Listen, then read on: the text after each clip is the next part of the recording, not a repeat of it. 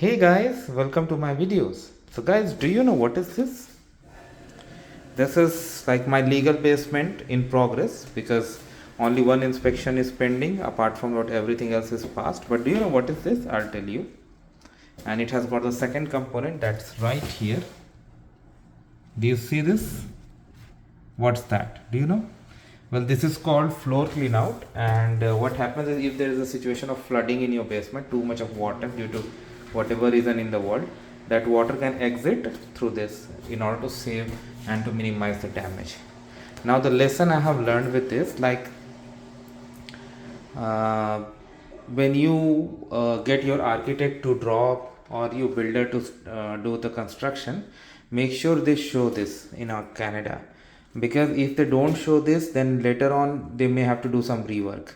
This has happened in my case.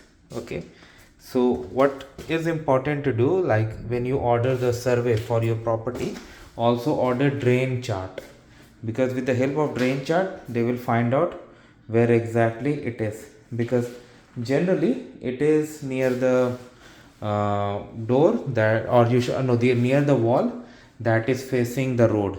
So for me the main road is just above here, and that's why it's very near to that. This is where it is gonna be, and if you have access to the drain chart, definitely it's gonna tell you the way, and that will help you.